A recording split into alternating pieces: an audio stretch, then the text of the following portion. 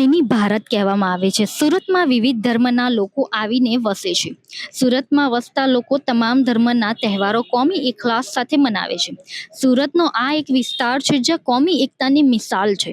આ વિસ્તારમાં હિન્દુ હોય કે મુસ્લિમ, તમામ તહેવારો બધા સ્થાનિકો એક સાથે મળીને મનાવે છે. સુરતના બેગમપુરા વિસ્તારમાં આવેલ તુલસી ફળિયામાં વર્ષોથી કોમી એકતાનું ઉદાહરણ બન્યું છે. તુલસી ફળિયા ખાતે વસતા હિન્દુ અને મુસ્લિમ સ્થાનિકો પેઢી દર પેઢીથી તમામ તહેવારો એક સાથે મનાવે છે. હાલ મોહરમનો પર્વ ચાલી રહ્યો છે ત્યારે અહીં કોમી એકતા જોવા મળી. અહીં પેઢી દર પેઢીથી હિન્દુ અને મુસ્લિમ ભાઈઓ સાથે મળીને તમામ તહેવારોની ઉજવણી કરે છે. દર વર્ષે અહીં મોહરમ પર્વ દરમિયાન હિન્દુ ભાઈ ભીખાભાઈ દરબાર મુસ્લિમો સાથે મળીને તાજિયા બનાવે છે. છેલ્લા 53 વર્ષથી ભીખાભાઈ દરબાર અહીંના મુસ્લિમ ભાઈઓ સાથે મળીને કલાત્મક તાજિયાઓ બનાવે છે. મુસ્લિમ બિરાદરો દ્વારા મોહરમ મહિના દરમિયાન ઇમામ હુસૈનની શહાદતની યાદમાં તાજિયા બનાવવામાં આવે છે. તુલસી ફળિયા ખાતે છેલ્લા 53 વર્ષથી હિન્દુ અને મુસ્લિમ ભાઈઓ સાથે મળીને તાજિયા બનાવે છે અને કોમી એકતાનું ઉદાહરણ આપે છે. તુલસી ફળિયા ખાતે દર વર્ષે વિવિધ થીમ ઉપર કલાત્મક તાજિયા બનાવવામાં આવે છે. આ વર્ષે પણ સાઉદી અરબ ખાતે આવેલ મક્કા મદીનાની થીમ પર ખાસ તાજિયા બનાવવામાં આવ્યા છે.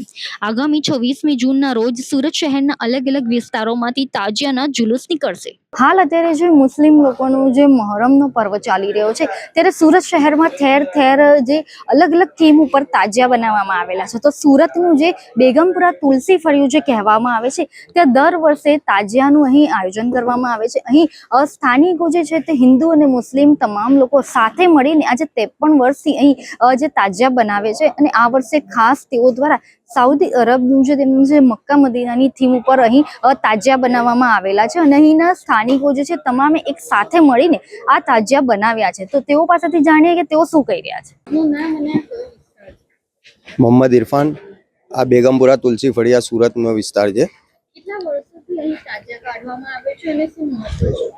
આ તાજિયા અમારા વડીલો 53 વર્ષથી બનાવી રહેલા છે. પહેલા એમણે એ લોકોએ બનાવ્યું, હવે અમે સાથે મળીને બનાવીએ છીએ. આજે 53 વર્ષ છે. આ વર્ષે અમે હરમ શરીફની થીમ પર બનાવેલું છે. જે અમે હજ પડવા જઈએ છીએ ત્યાં હરમ શરીફનો એરિયો જે આ વખતે ઘણો મોટો કર્યો છે એ થીમ પર બનાવીને પાછળનો જે એરિયો ડેવલપ કર્યો છે એના ઉપર બનાવેલું છે. આ જે તાજિયા જે બનાવવામાં આવે છે એનું શું મહત્વ છે, એની ધાર્મિક શું પરંપરા છે? આ અમારા ઇમામ હુસૈન જે શહીદ થયા હતા એમની યાદમાં બનાવવામાં આવે છે. કેટલા દિવસો રાખવામાં આવે છે અને કઈ રીતે એને રાખો છો? અમે સુરતમાં બધા 8મા ચાને પડદા ખોલે છે, જ્યારે અમે 5 દિવસ પહેલા ખોલી દઈએ છીએ. ને આ અમારા તાજિયા જે બન્યા છે એમાં જે પણ થર્મોકોલનું નાનું મોટું જે કટિંગ કામ છે તે આ ભાઈ સાદિકભાઈએ કર્યું છે. કેટલો સમયગાળો લાગ્યો બનાવવામાં? 2 મહિના.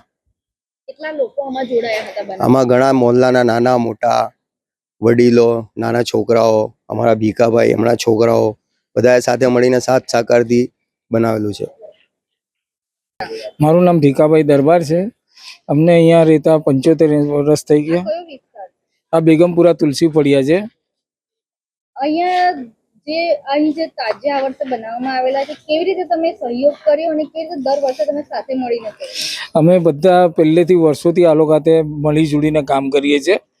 કભી કંઈ એમ લાવવું નાનું મોટું હોય તે અમને કહો પે અમે કરીએ છીએ એમની જોડે.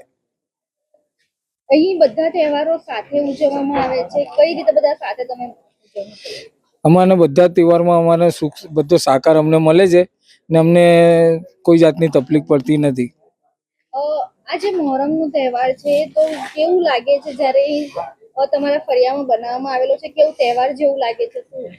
અમને સારો ઉત્સવ લાગે છે, અમને શાંતિ મળે છે. જે પ્રકારે અહીં જે આપણે જે સ્થાનિકો સાથે વાત કરી, અહીં હિન્દુ અને મુસ્લિમ ભાઈઓ બંને સાથે મળીને અહીં દર વર્ષે આ પ્રકારે તાજિયા બનાવવામાં આવે છે. સતત જે 2 મહિનાની મહેનત બાદ આખરે આ અલગ અલગ થીમ ઉપર તેઓ દ્વારા દર વર્ષે તાજિયાનું આયોજન કરવામાં આવે છે. જે મુસ્લિમ ધર્મના જે ઇમામ હુસૈનના શહાદતની યાદમાં મુસ્લિમ ભાઈઓ દ્વારા દર વર્ષે આ પ્રકારે તાજિયા બનાવવામાં આવે છે અને જે છે તે તેઓ દ્વારા અહીંનો જે તુલસી ફળિયા જે વિસ્તાર આવેલો છે ત્યાં દર વર્ષે અહીં જે હિન્દુ અને મુસ્લિમ ભાઈઓ સાથે મળીને આ જ પ્રકારે તાજિયાનું આયોજન કરતા હોય છે. સાથે તેઓએ જણાવ્યું છે તે મુજબ તેઓ દર વર્ષે અહીં અલગ અલગ તહેવારોની ઉજવણી પણ એક સાથે મળીને કરતા હોય છે, જેથી ચોક્કસથી કહી શકાય કે સુરત શહેરની અંદર જે આજે તુલસી ફર્યું છે ત્યાં કોમી એકતા અહીં જોવા મળી રહી છે. કેમેરા પર્સન સાથે રશ્મિ રાણા, રફતાર સુરત.